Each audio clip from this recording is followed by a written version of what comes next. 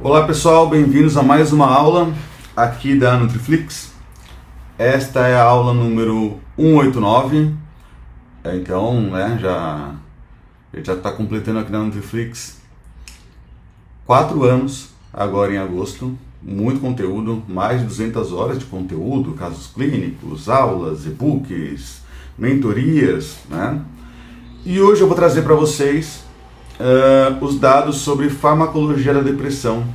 Então, vai ser uma aula que vai casar bastante com uma aula anterior minha, que quem está na Nutriflix Premium consegue ver, que é justamente a aula de antidepressivos e alterações de peso, tanto ganho quanto perda, tá? Bom, vamos dar uma olhadinha. Lembrando, também tem aula de fisiopatologia da depressão, né? Então aqui na Nutriflix vocês conseguem pesquisar pelos temas as aulas, tá? Então, como são muitas vezes temas mais extensos, né? Que não caberiam em apenas uma hora, vocês conseguem pesquisar várias aulas, né? E aí trabalhar com os temas, não com uma única aula por si, mais extensa, né? Até porque o propósito aqui é fornecer, né, aulas de mais ou menos uma hora para vocês toda semana, tá bom? Vamos lá. Como é que eu sei que há um diagnóstico ali de depressão, né? Depressão não é só tristeza, né? Nós temos critérios que devem estar presentes quase todos os dias durante o mesmo período, né, de 2 semanas, e um deles é obrigatório, deve ser um humor deprimido ou perda de interesse ou prazer, tá? Isso é obrigatório. Então, o que a gente tem como critério, né? Humor deprimido durante a maior parte do dia, e aí a diminuição do prazer, do interesse pelas atividades, tá? Outros critérios que nós vamos ter é alteração de peso, ganho ou perda ali de mais de 5%, diminuição ou aumento do apetite, insônia ou hipersonia, que a pessoa tem muito sono, agitação ou atraso psicomotor, que geralmente isso é observado por outras pessoas, né? Não é o paciente que relata, fadiga, sentimento de inutilidade, culpa excessiva. Culpa excessiva é igual ruminação, né? Daquele pensamento negativo, né? Infelicidade, apatia e pessimismo, tá? Bom, nós vamos ter também, né, diminuição de libido, transtornos do sono e do apetite aqui. Tudo isso dentro dos critérios de depressão, tá bom? Além disso, temos aqueles pensamentos recorrentes, né, de atentados contra a própria vida, que aí já pode até trazer um diagnóstico de uma depressão mais grave. Nós temos dentro da depressão a depressão unipolar. Então é como se o humor estivesse sempre mais baixo, né?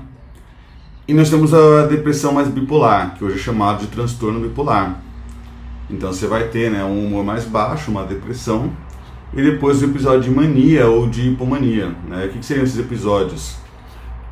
Seriam ali aquela sensação que é o oposto, do tipo, eu vou dar conta de tudo, eu vou fazer tudo, eu vou resolver tudo, a pessoa fica sem sono, a pessoa trabalha muito, ela quer fazer de tudo, né? Se sente ali totalmente capaz de resolver qualquer questão. Então ela acaba indo para um polo muito mais oposto, né? Isso é o transtorno bipolar. O transtorno bipolar ele não é igual ao borderline, tá?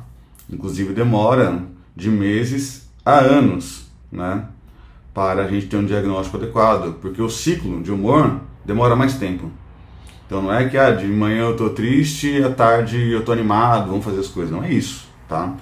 Nós temos alterações de humor ao longo do nosso dia, isso é completamente normal. O transtorno bipolar, na verdade, a gente tem alterações muito mais sérias, né? Mudam de um polo para o outro e se mantêm por mais tempo, né? A pessoa pode ficar 4, 6, 8 semanas, né, num episódio ali de hipomania, tá? O que a gente vai falar aqui é da depressão unipolar, que é a famosa depressão mesmo, né, como a gente chama, transtorno depressivo maior. Ela não tem ali, ela tem uma origem familiar, mas nem tanto, né? Então ela tem um aspecto genético, né? Mas os maiores fatores são eventos estressantes da vida, né? que levam à ansiedade, agitação. Depois, né, desse episódio de ansiedade e agitação, vem essa depressão reativa, né? No entanto, nós temos também aspectos genéticos, embora não tão relevantes iguais outros transtornos, como borderline, até esquizofrenia, principalmente, né? Mas isso, na verdade, não altera tanto, tá? O tratamento, né? Mas o que a gente pode pensar aqui isso pode mudar, de repente, né, com mais estudos, né, com mais evidências de genes importantes, até o filtro para fatores de risco, tá? Mas o tratamento que a gente vai falar aqui, né, farmacoterapia, não altera se a pessoa tem uma depressão ali mais exógena, né, que é mais por eventos estressantes, ou mais endógena, tá? Mais ali dela mesmo, né, de fatores ali mais biológicos, tá? No geral, há uma interação, né, pessoal? Então, a depressão é provavelmente uma doença poligênica, ela tem vários genes ali que respondem, né? Então não tem apenas, é o gene do receptor de serotonina, não, são vários genes, tá bom? Nós temos também que na depressão uma alteração no cérebro. Nós temos um encolhimento do hipocampo, que é uma área ligada à memória e controle do estresse, e uma diminuição do córtex pré-frontal. Essa diminuição, ela vem com diminuição de neurônios e de células de glia, que a gente vai ter os astrócitos, microglia, né? Enfim, nós vamos ter células ali que também fazem um papel de controle, né, de energia para os neurônios, né, e sinalizações ali também importantes. Então a pessoa com depressão, ela tem alteração no cérebro dela, uma alteração realmente física, né? Você faz exame de imagem, o hipocampo está menor, tá? Em animais, nós temos esse efeito também por estresse crônico, né? Então, o animal ele recebe muito corticoide, simulando a secreção do cortisol, e aí o animal ele começa a ter um comportamento deprimido. Então, a gente vê que um fator de risco para depressão é esse estresse crônico constante, né? Ansiedade, tá? Por isso que é importante saber isso, né? Porque os antidepressivos e até outros tratamentos, né, como eletroconvulsoterapia, AECT, eles também aumentam neurogênese. Então essa areazinha que está menor na depressão, né, esses tratamentos, até a psicoterapia, mostram que há um retorno. Há novamente um crescimento de neurônios e células da glia, tá? Então a gente tem muitos antidepressivos que atuam em serotonina, que é esse 5-HT, e noradrenalina ou norepinefrina.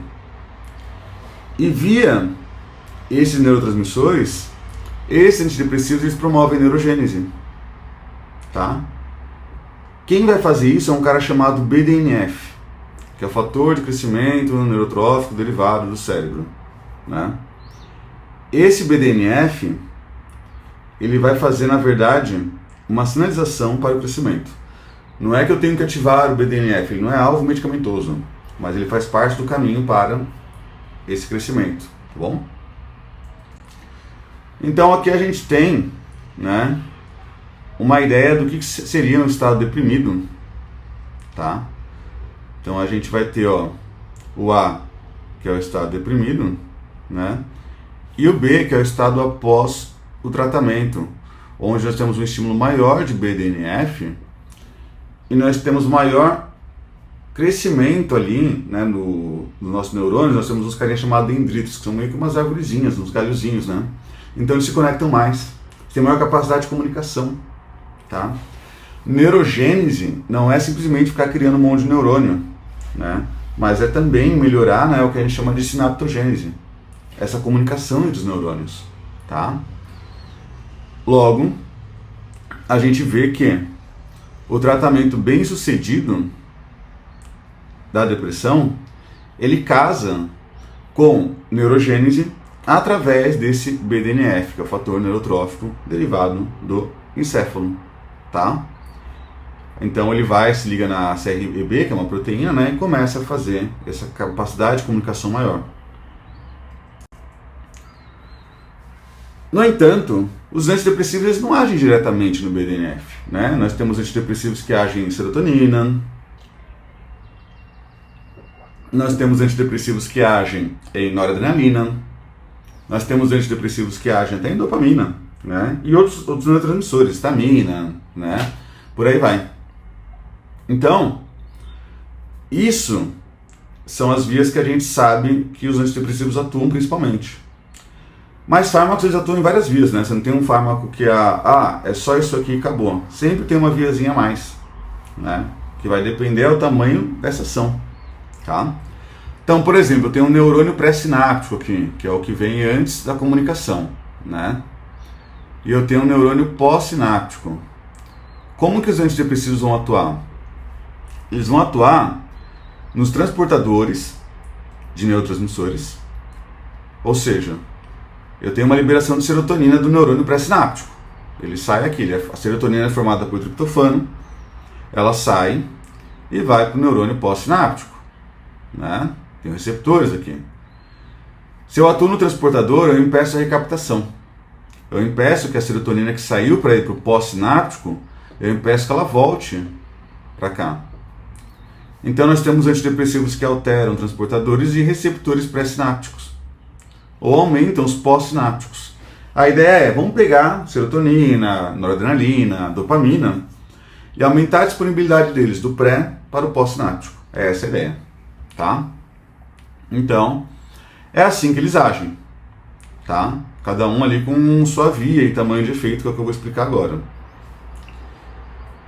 Para depressão nós temos várias hipóteses, né? Então, a gente não fala em cura hoje, a gente fala em remissão e vigilância ativa. Por que isso?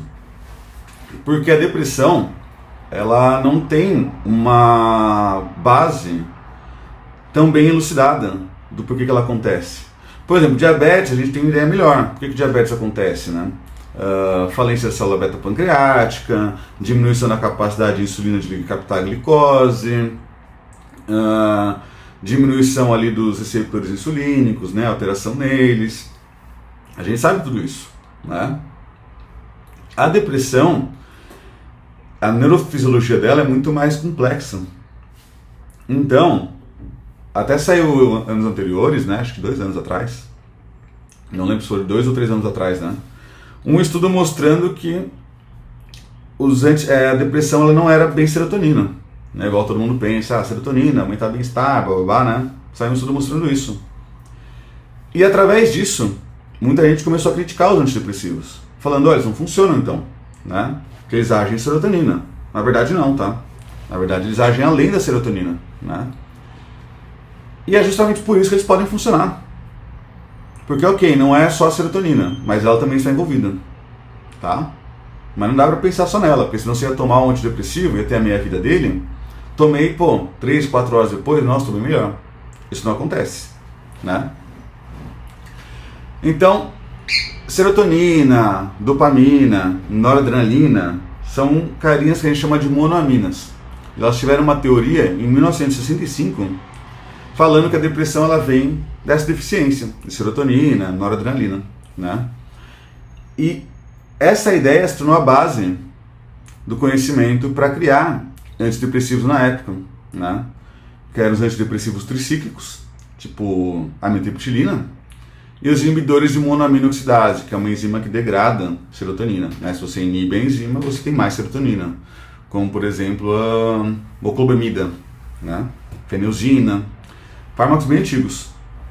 Eles também viram isso com o uso de um fármaco chamado reserpina, que era mais para tratar a alteração da pressão arterial. As pessoas que usavam esse fármaco tinham maior chance de ficarem deprimidas. E aí eles viram que isso acontecia também por depleção de serotonina, né? Só que aí eles começaram a fazer estudos bioquímicos e não viram isso tão claro, né? Começaram a avaliar melhor o cérebro dos pacientes e não viram isso tão claro. Eles viram que era insuficiente essa explicação, né? Nem todo mundo tinha déficit de serotonina, né? Na psicologia a gente tem uma teoria chamada teoria do viés afetivo negativo, tá? Então, é uma teoria que você altera os neurotransmissores, mas o paciente precisa de um tempo maior para lidar com aquilo, se conscientizar dessa melhora de humor, tá? E às vezes está alterando o neurotransmissor, mas a gente não é só isso, né? Então, senão ia ser fácil, né? Tô triste, vou tomar tal coisa. Quero estudar, vou tomar tal coisa. Mas a gente tem um ambiente, uma história de vida, tudo mais, né? Então isso altera. Eu odeio esses motoqueiros, tá doido? Se você tem uma moto e você faz isso, eu te desejo o pior, tá? Não faça isso, não atrapalhe as pessoas que estão na cidade. Faça isso num campo, bem escondido, né? Não incomode as pessoas. Tenha bom senso. Enfim. Então, se você demora um pouquinho mais para ter clareza dessa melhora, essa é a teoria do viés afetivo negativo. Então, você começa a ter sim síntese de neurônios, né, neurogênese, né, mas você começa a ter menos clareza, tá? Bom, nós vamos ter também, né, evidências que vão sugerir essa diminuição dos neurônios do nosso hipocampo, tá? Então, o que nós temos, né? Quais são as teorias? Teoria das monoaminas, tá faltando serotonina, dopamina, adrenalina, né? A teoria desse atraso de resposta frente aos fármacos por questões ligadas à falta de clareza, dessa melhora, dificuldade de lidar ainda com as coisas, né? E aí que entra como base a psicoterapia. E a teoria da neurodegeneração, tá? Bom, para quem que se pode usar antidepressivo, né? Para depressão. Não necessariamente, tá? O nome antidepressivo é um nome que vem ali como alvo de muito debate, né? Ele é aprovado para tratamento tanto agudo quanto longo, né, da depressão. Episódios agudos, eles tendem a durar cerca de 6 a 14 meses sem tratamento, né? Porém, pelo menos 20%, 1 a cada 5, duram 2 anos ou mais. Qual que é o objetivo do tratamento? É a remissão de todos os sintomas, tá? Nem sempre vai funcionar. Então a ideia é você usar um fármaco, sei lá, uma sertralina da vida, né? E aí você testar de 4 a 8 semanas. E aí, se a pessoa não tem esse benefício máximo durante 1 a 2 meses, né? Você pode alterar tanto a dose quanto o tipo de fármaco, né? Os antidepressivos, no geral, eles produzem uma remissão bem sucedida em cerca de 30 a 40% dos pacientes com uma única prova terapêutica. Que é, eu só usei, sei lá, sertralina, já deu certo, né? Os outros talvez tenham que ficar migrando, né? Então, se essa resposta não foi adequada, mais ou menos 2 meses, né? A terapia é modificada com o acréscimo de outro fármaco, né? Por exemplo, uma bupropiona, que age em adrenalina e em dopamina. Uma mirtazapina, que age em outras vias serotoninérgicas, tá? E aí cerca de 70 a 80% dos pacientes podem ter remissão com estratégias, né, ou de aumento da dose, ou da mudança do fármaco. Então você testou o fármaco, 2 meses, não resolveu, aumenta a dose ou muda a classe ou adiciona outro. Ainda não resolveu, isso pode acontecer, né? Tipo, mais ou menos 20%, né, pode ainda não conseguir ter resposta, tá? E essa é uma doença que ela gera uma vigilância ativa. 85% dos pacientes com um único episódio de transtorno depressivo maior podem ter pelo menos uma recidiva durante a vida, pode ter novamente a doença, tá? E vários pacientes têm múltiplas recidivas, né? Ficando cada vez mais grave, mais crônico e mais comum, né? Então muitas vezes o tratamento é pro resto da vida, tá? Então muitas vezes esse efeito protetor é crônico. Quando essa pessoa ela tem muito frequentemente vários episódios de depressão ao longo da vida. Só que, como eu falei, antidepressivos não são apenas para depressão, né? A gente pode pensar em transtornos alimentares, como bulimia e anorexia nervosa, né? Esses transtornos, eles podem ser tratados também com antidepressivos, né? Por exemplo, a fluoxetina, ela foi aprovada para o tratamento da bulimia em 96, tá? E ela demonstrou redução no ciclo, né, de compulsão ali, alimentar e purgação, tá? A anorexia, né, a gente tem um tratamento da realimentação, terapia familiar e terapia cognitivo-comportamental. Mas não é incomum a gente ver pacientes com anorexia também com alguns outros fármacos, né, como, por exemplo, topiramato, tá? A bupropiona ela pode ter algum efeito no tratamento da obesidade, porque ela é um dos poucos fármacos, né, antidepressivos, que faz perder um pouquinho mais de peso, tá?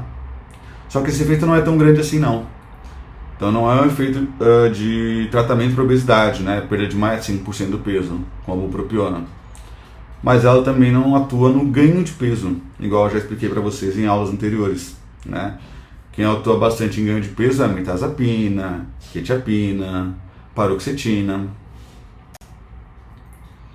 A principal classe de medicação para a depressão é a dos inibidores seletivos de recaptação de serotonina, os ISRS, né?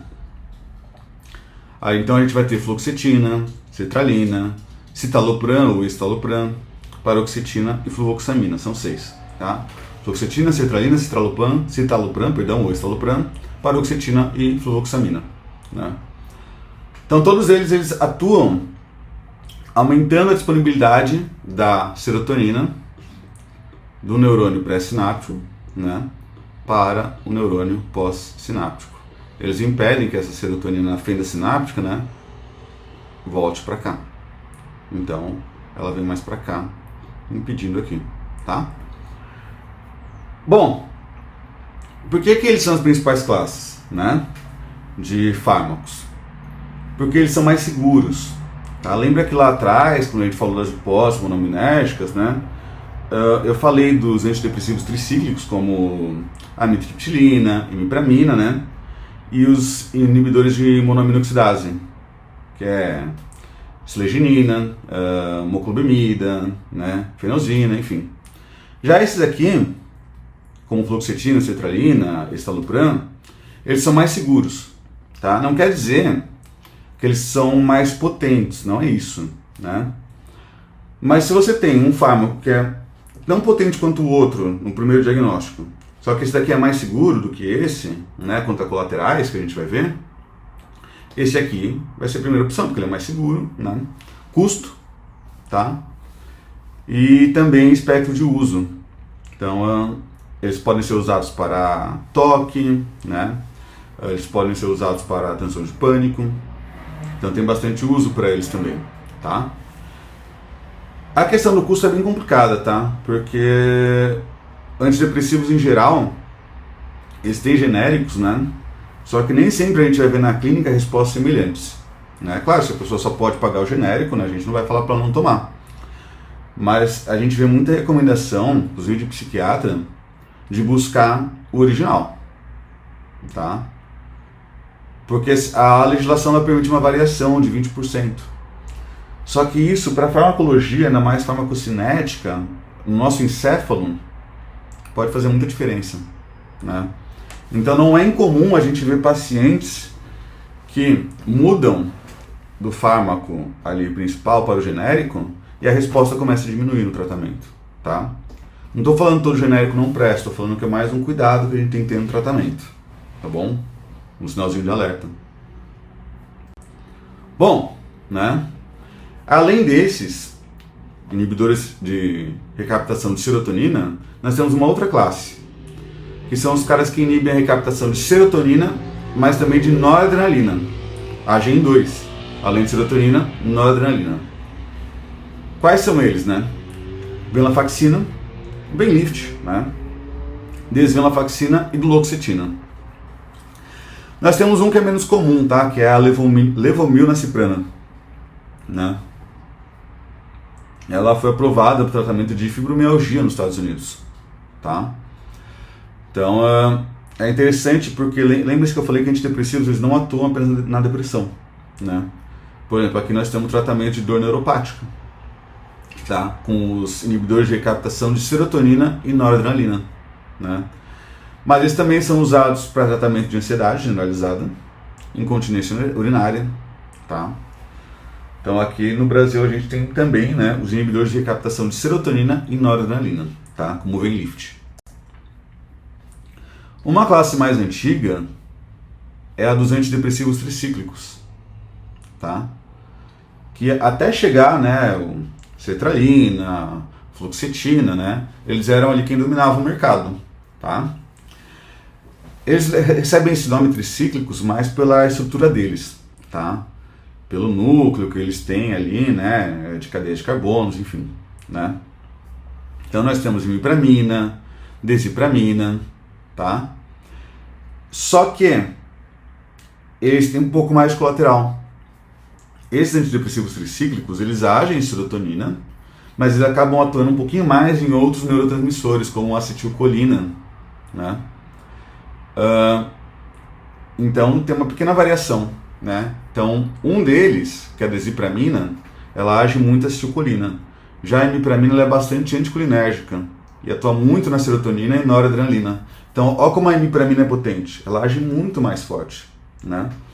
Felipe, mas não é melhor, né, se eu dar uma imipramina, então, que já está agindo na acetilcolina, na serotonina, na noradrenalina, não é melhor para depressão? Cara, não. Por quê? Porque o que importa para mim é o resultado. E o resultado eu tenho que ver a melhora e o colateral. Tem uma coisa também na farmacologia que a gente chama de índice terapêutico, que é dose mínima para ter o resultado, dose máxima para não ter colateral. E colateral pode ser um monte de coisa, pode ser desde distúrbio gastrointestinal até atentado contra a própria vida, né? Aquela palavrinha que eu não quero falar aqui. Então, você tem que ver isso também.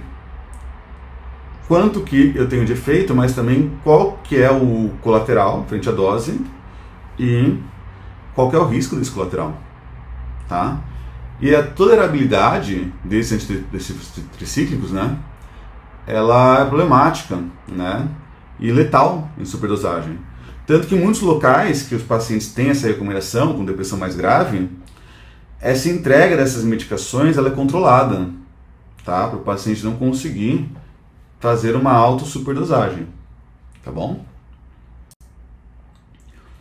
Nós temos também uma classe de fármacos, né, que muita gente acha que é de inibidor de recaptação de serotonina, mas não é. A trazodona, tá? A trazodona e a nefazodona, que no Brasil é mais comum a trazodona, né? Elas atuam também na serotonina, mas elas atuam antagonizando receptores 5-HT2, né? E ela é mais antiga também que os antidepressivos atuais, né? Hoje, ela é mais usada como hipnótico, tá? Isso é interessante porque às vezes o antidepressivo traz um colateral que a pessoa deseja, né? Por exemplo, a sertralina, ela tem nos homens o efeito, né, de atrasar o orgasmo, tá? Isso pode ser interessante também para um homem, né, que tem alterações ali no orgasmo. É muito rápido, tá? Então, o colateral, ali quando bem controlado, ele pode ser útil, né? Por exemplo, a trazodona é muito usada à noite, justamente pelo potencial sedativo dela, né? Se a gente pega os estudos com o Ozempic, falta de apetite muitas vezes é vista como colateral, mas é justamente o colateral que eu quero, né? Para conseguir perder peso, tá? A nefazodona, ela não é tão prescrita assim porque ela é mais hepatotóxica, tá? Então já teve casos, né, de letal de insuficiência hepática, né? E esses dois fármacos, tanto a trazodona quanto a nefazodona, eles são muito usados em transtornos de ansiedade, tá? Bom, hoje nós temos também a vortioxetina, né? O famoso Brintelix. Ele atua não só em inibição de captar serotonina, mas em vários receptores serotoninérgicos, né? 5-HT3, 5-HT7, né? Ele é o que a gente chama de multimodal, o Brintelix, né? Ele é mais caro, né? Já, se não me engano, já temos genéricos, né?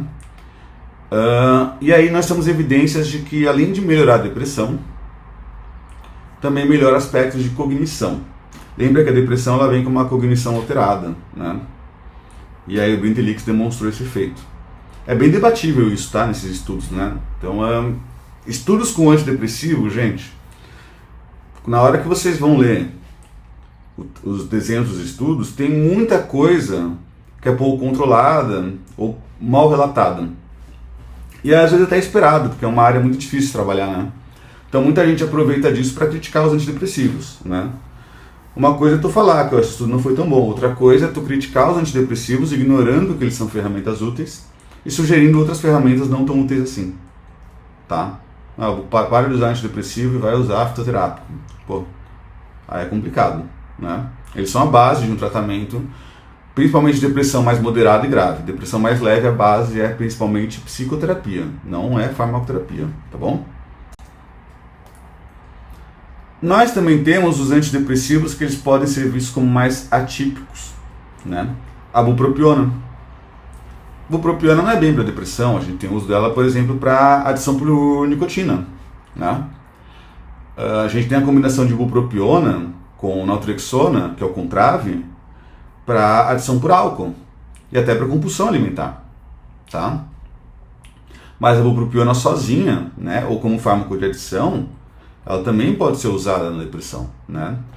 Um outro é a mirtazapina, que é bastante comum também, né, e ela aumenta muito a fome, né? A outra aqui é a vilazodona, uma protilina também, não é tão comum assim, né? E nós temos ali, né, dentro desses, os mais comuns aqui no Brasil, a mirtazapina e a bupropiona, tá? Esses dois eles são dos poucos antidepressivos que não estão comumente associados a efeitos sexuais, tá? Então, muitos antidepressivos eles diminuem a libido, né? Eles alteram a libido, eles prejudicam a libido e muita gente reclama. Então, dependendo do grau de satisfação do paciente com o colateral, também são recomendações que podem ser pensadas, tá bom? A bupropiona, no geral, ela inibe recaptação de noradrenalina e dopamina, tá? Então, eles têm um efeito ali, mas ela não tem um efeito tão grande, igual ao de um antidepressivo tricíclico. Ela é mais segura, mas também, né, ela tem um efeito menor. E ela tem menos efeito de risco cardiovascular, tá? Isso a gente pode pensar num paciente com obesidade, risco cardiovascular já, né? Outros exemplos, né, de fármacos que são tratados como antidepressivos, mas tem outras vias, né? Eu já falei da bupropiona, dependência por nicotina. Nós temos a venlafaxina, a desvenlafaxina e a duloxetina, que são os inibidores de recaptação de serotonina e noradrenalina, que são usados para transtornos de ansiedade. A duloxetina, que é para dor neuropática e fibromialgia, tá? E também para incontinência urinária. Então não estranhem, né? Nós temos até o uso desses fármacos, né, para a síndrome do intestino irritável, tá?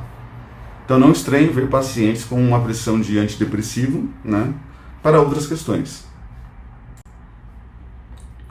Bom, os antidepressivos tricíclicos, né, eles vão atuar em tudo que é neurotransmissor ali, né, vai depender do tamanho do efeito, né. Então eles atuam em serotonina, adrenalina, histamina, né. Essas ações antihistaminérgicas, nesses medicamentos, né, elas alteram bastante a fome, né, o apetite também, e deixa o paciente meio que sedado. Então eles podem levar a um ganho de peso maior, né. Tanto que um dos principais colaterais é aumento da massa corporal, tá? Então, será que faz sentido passar uma desipramina para um paciente com obesidade? Eles têm ali uma melhora de humor e alerta, eles reduzem a preocupação mórbida de 50% a 70% dos indivíduos com depressão, também precisam de 2 semanas ou mais, né? Igual sertralina, igual Venlift, né? E a resposta do paciente é usada para ajustar a dose, né? E a ideia é você tentar reduzir a dose gradualmente, porque ele traz muito mais colateral, né? Então, os antidepressivos tricíclicos eles são usados para depressão moderada e grave, né? Também para transtorno de pânico, né? Dos mais comuns é a amitriptilina. Tem até estudo mostrando que ela teve mais resultados que todos os outros, né? A amitriptilina. Só que, obviamente, que esse efeito não é assim... Por isso eu vou escolher para todo mundo a amitriptilina, porque lembra que ela também traz mais colateral, né? Retenção urinária, constipação, boca seca, arritmia, náusea, sonolência, taquicardia, tá? Então é uma classe de medicação que demonstra até um pouco mais de efeito, mas também mais colateral. A mirtazapina também tem um efeito sedativo de aumento de massa corporal, por isso que eu falei lá atrás, que é um fármaco muito ligado ao ganho de peso por si. Tá? Então ela tem um efeito sedativo muito grande. Isso é interessante, né? Assim como a trazodona, para pacientes com dificuldade para dormir, aquele paciente tem uma ansiedade mais noturna, né? Então o próprio colateral pode ser útil, né? Mas o problema aqui também é o ganho de peso, né? E a gente está falando de uma sociedade que é particularmente com sobrepeso e obesidade, tá?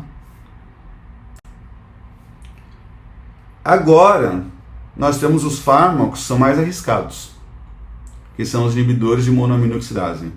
Eles estão ali introduzidos desde 1950, né? Eles raramente são usados hoje, tá? Para depressão, né?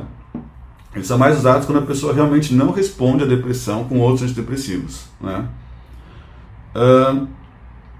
Eles têm sido usados historicamente no tratamento de ansiedade social, transtorno de pânico, né?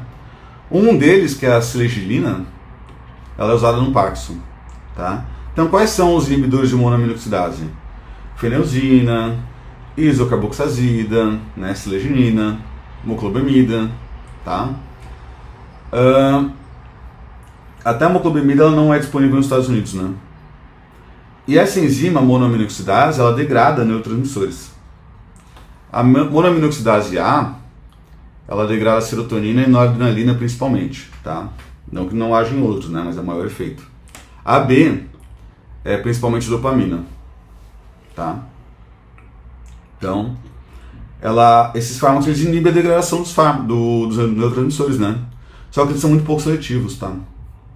Então eles podem trazer muito mais colaterais. Então lembre-se que nós temos a formação, né, dos nossos neurônios, né? Dopamina. Essa dopamina em alguns neurônios vai fazer noradrenalina e adrenalina, né? Em outros ela para, só faz dopamina, tá? E nós temos o próprio triptofano, né? Que também forma serotonina, tá? Então a tirosina, que é um aminoácido, forma dopamina e noradrenalina, o triptofano forma serotonina, tá bom? E aí os antidepressivos no geral, eles vão atuar nesses neurônios, dopaminérgicos, serotoninérgicos, noradrenérgicos, né? Então nós temos antidepressivos que vão inibir ali a atuação de receptores alfa, temos antidepressivos que vão atuar em transportadores de noradrenalina, antidepressivos que vão atuar em transportadores de serotonina, tá? Nós temos os inibidores de monoaminoxidase que inibem a degradação dos neurotransmissores, né?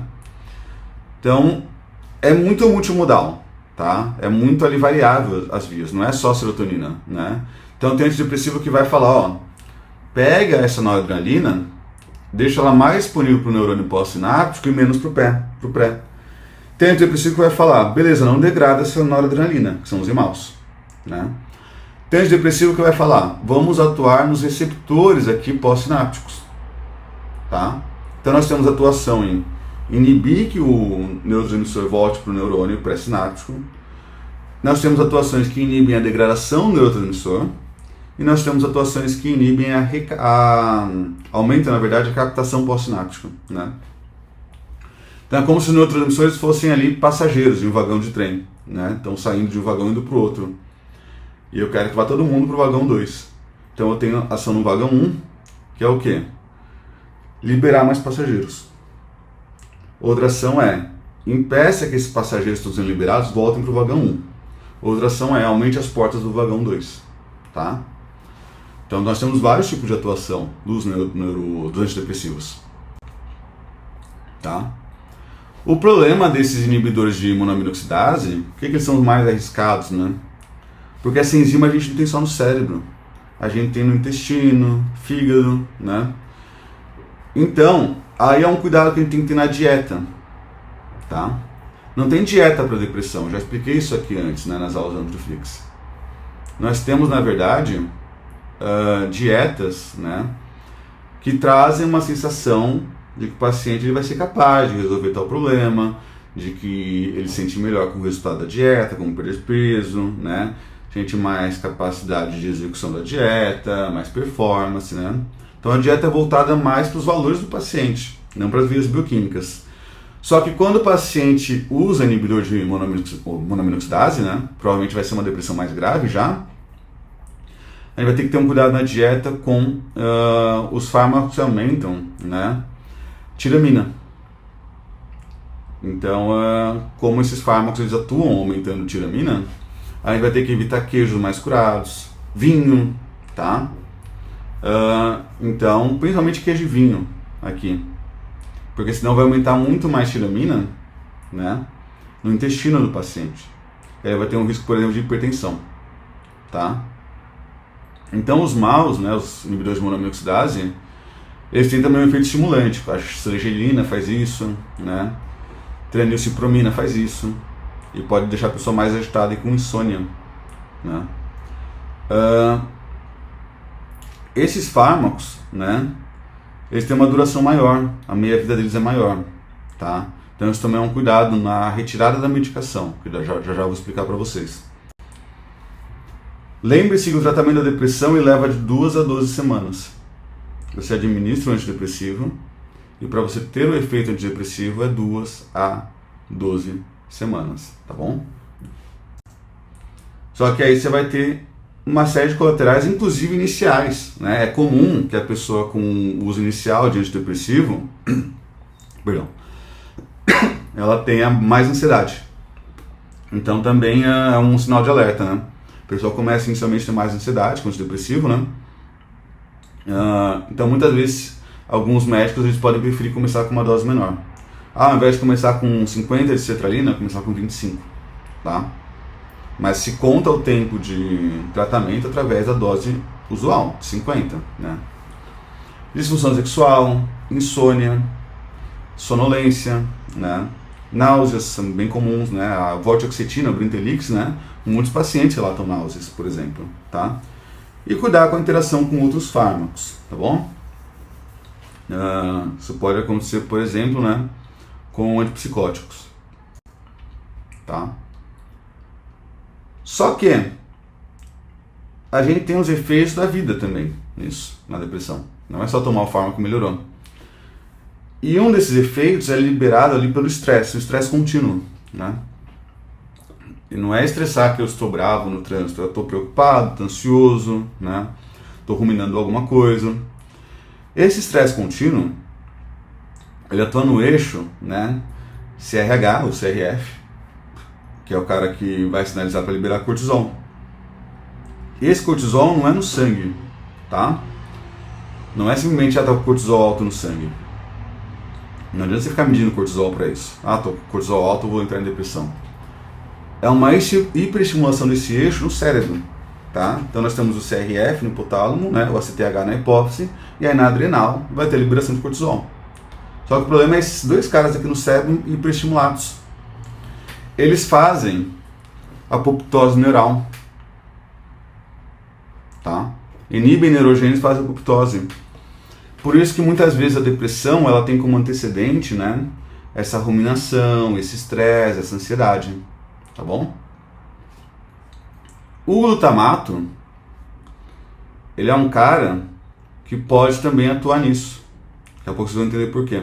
Né? Em excesso, o glutamato em geral ele age em outros receptores chamados AMPA.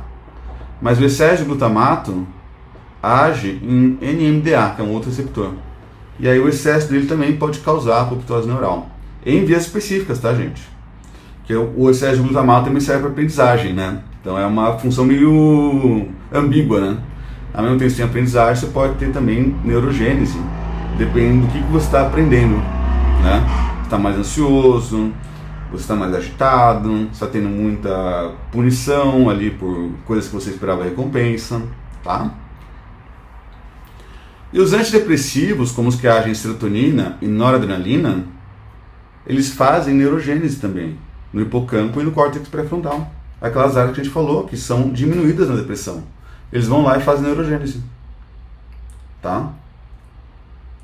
E aí, vão atuar né, nessa diminuição dos sintomas de depressão, né, justamente por essa neurogênese. Então reparem que as hipóteses, elas se comunicam, a hipótese de monoaminas, a hipótese de estresse, né, e aprendizado, e a hipótese de neurogênese. Você está mais estressado, você tem maior depressão ali, né, e maior diminuição de neurônios e células da glia. Os antidepressivos aumentam neurotransmissores e também aumentam neurogênese, tá bom? A própria psicoterapia pode atuar na neurogênese, tá? Então aqui a gente tem um gráfico, né, do que a gente tem como efeitos colaterais. Inibidores de recaptação de serotonina, estalopram, enfim, né?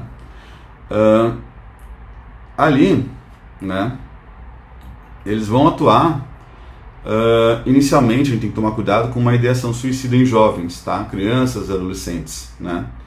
Então inicialmente a gente tem que tomar cuidado com isso, tá bom? Outra coisa que também que a gente tem, né, que a gente pode usar esses fármacos, né, é para distúrbios gastrointestinais, igual eu já expliquei, tá?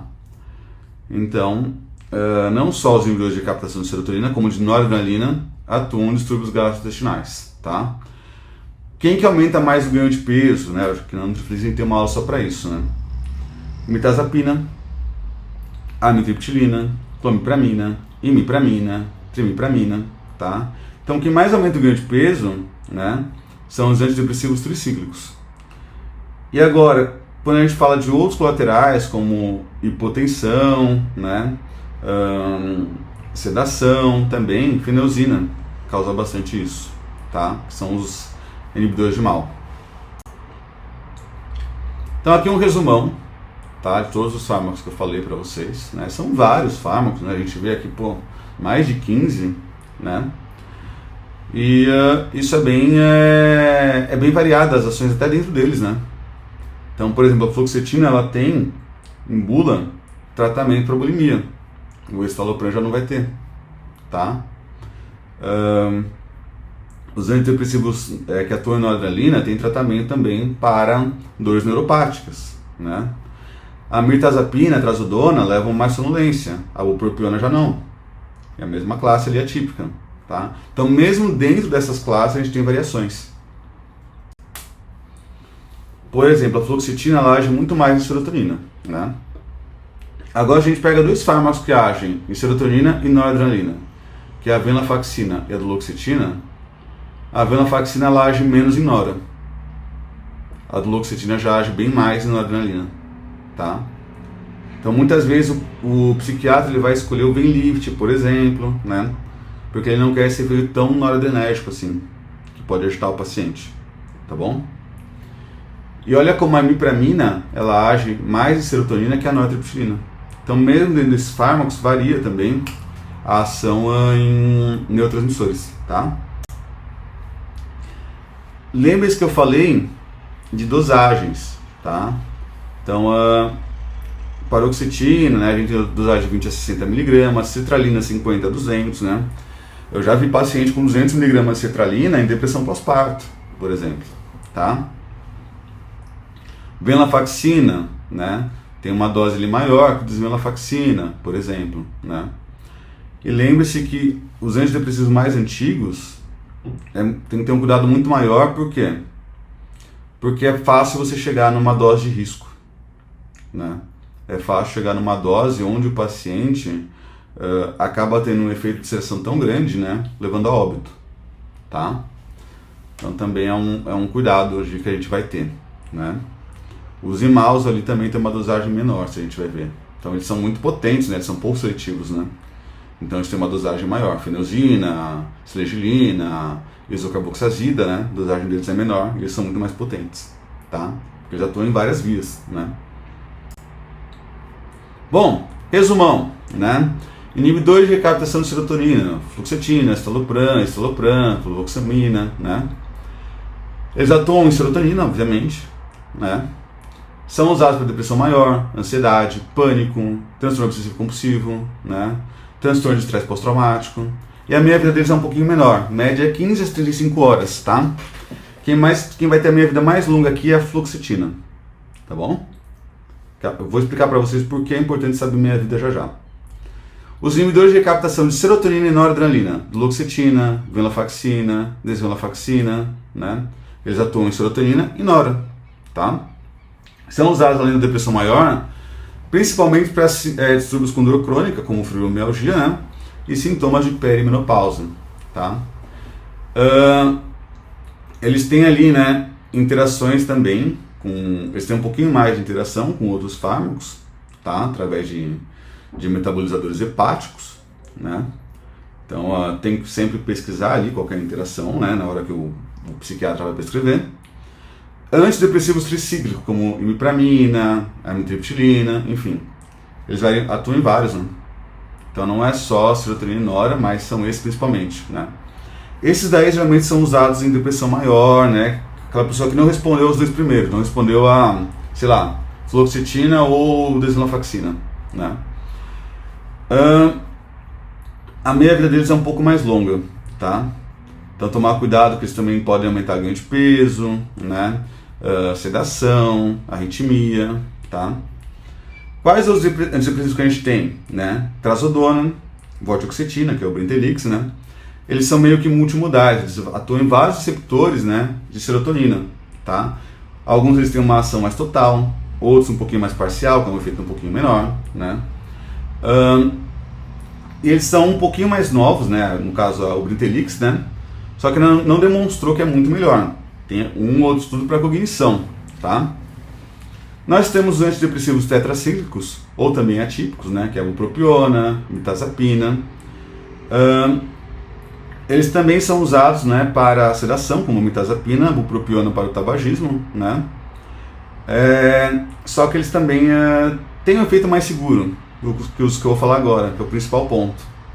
Que é aqueles mais antigos, de 1950. Quais são eles? Os inibidores de monoaminoxidase, fenosina, silegilina, né? Como eles inibem muito a monoaminoxidase, né? Eles têm um risco com tiramina, né? Então falei de queijos, de vinhos, né? Pra gente não colocar na dieta desses pacientes, aqueles queijos mais curados, por exemplo, né? E eles têm uma meia-vida muito mais longa.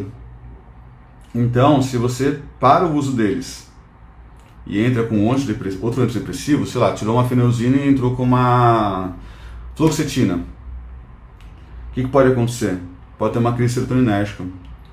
Porque você está inibindo a monoaminoxidase, principalmente a monoaminoxidase A, e aí você está aumentando a serotonina, né? Você está aumentando a serotonina. Ok. E aí, na hora que você vem com outro fármaco, que também aumenta a serotonina, né, por inibir recaptação, como um inibidor seletivo de recaptação de serotonina, você também aumenta mais a serotonina. Ah, mas eu já tirei o imal. Você tirou o imal, você tirou, sei lá, a fenosina. Só que a meia-vida dela é longa. Então, por mais que o paciente tenha parado de tomar, continua agindo no organismo. Então tem que esperar mais ou menos 2 semanas para trocar a medicação, tá? Porque senão você pode levar a uma crise serotoninérgica. Isso é muito importante, tá?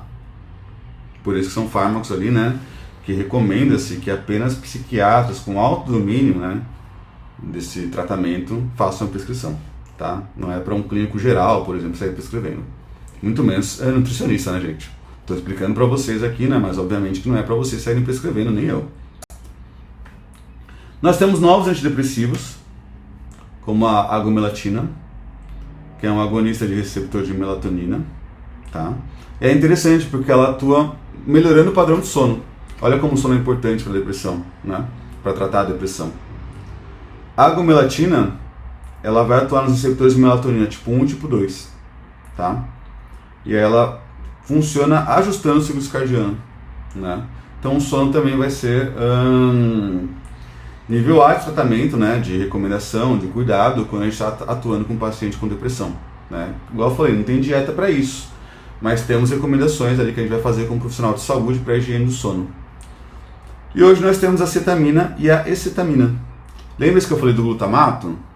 Que ele também, né, em algumas vias, quando está em excesso, ele atua em receptor NMDA, causando neurodegeneração. A cetamina, ela bloqueia isso, né? Nós temos, por exemplo, a intravenosa. E aí, você tem um efeito muito rápido. Isso que é interessante, né? Pacientes que têm o risco de atentar contra a própria vida, eles podem ter então a recomendação da cetamina. Mas lembre-se que eu falei também que o glutamato ele funciona no aprendizado, né? Então na hora que você bloqueia esse receptor, pode ter algumas alterações, né, alguns gaps na memória do paciente, memória mais recente, tá? É um efeito rápido, mas também é transitório, tá, pessoal? Então o paciente não pode parar do tratamento só porque fez, por exemplo, né, num dia o uso de cetamina, tá? Ele não pode parar o tratamento chave, né? Então ela tem um efeito rápido, mas infelizmente ainda transitório. Então, para finalizar essa aula, né? A depressão leve, em geral, é mais tratada com medidas que não envolvem fármacos, como terapia cognitivo-comportamental. Tem aula disso na minha outra plataforma, que é o Human Behavior. E os fármacos antidepressivos, eles veem se a resposta ele foi insuficiente. Se você começa a usar fármacos antidepressivos, você não pode simplesmente tirar porque está se sentindo bem. Ah, usei 2 meses, estou bem, vou tirar. Não, você tem que manter o uso, tá? Nós temos ali ideias de uso de 6 meses, né? Pelo menos, para estabilização. E depois diminuição gradual, avaliando sinais e sintomas, antes de simplesmente tirar, tá bom? Então, pensem bem também antes de começar a usar, porque às vezes uma depressão mais leve, né, pode não compensar. Talvez seja melhor você investir muito mais em psicoterapia e mudança de estilo de vida, tá? A utilização dos fármacos antidepressivos ela é mais aconselhável para o tratamento de depressão moderada a grave.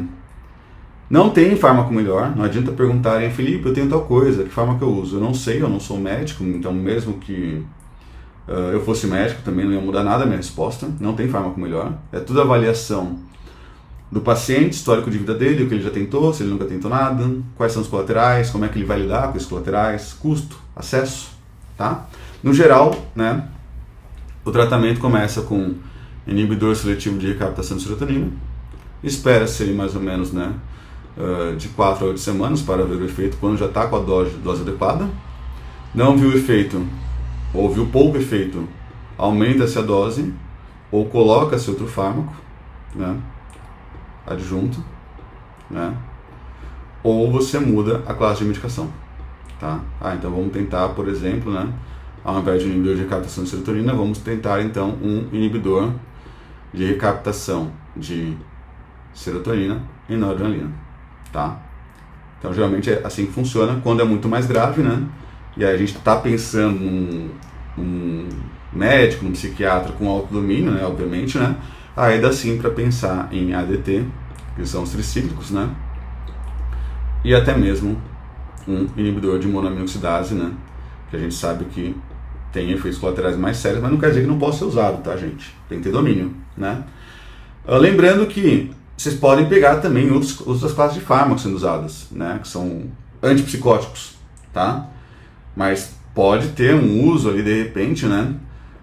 Desses fármacos sim, tá? Então não tem uma linha terapêutica ideal para todo mundo, tá? O fármaco então vai ter como base a prescrição, né? Se há uma doença concomitante, né? Por exemplo, uma paciente que tenha depressão e fibromialgia, eu vou pensar num inibidor de recaptação de serotonina e noradrenalina, porque ele também age em fibromialgia, né? Mas no geral, né, prefere-se inicialmente a utilização dos ISRS, tá? Mas óbvio, cada caso é um caso, né? A utilização do imal, né, serigilina, fenosina, né, é restrita a especialista. E um regime eficaz, ele geralmente é 2 anos, quando a gente está falando de uma depressão mais moderada para grave, tá? Então, quando a gente pensa em tudo isso, né, um último tratamento em situação de urgência, além da cetamina que eu coloquei aqui, né, ou acetamina, é a eletroconvulsoterapia, tá? Não é aquela coisa de tratamento de choque, uma cadeira de choque, né, como se fosse, isso aqui é tratamento para louco, né? Tirem esse viés, né, de estigma de vocês, tá? Caso vocês tenham isso, tirem. A eletroconvulsoterapia ela é útil sim, né?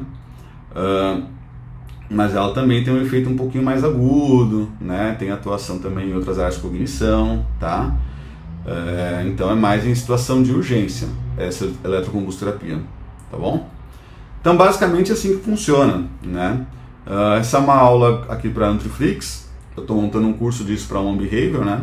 Não estou falando que vocês saírem da Nutriflix e irem para Human Behavior, porque são ideias completamente diferentes, né?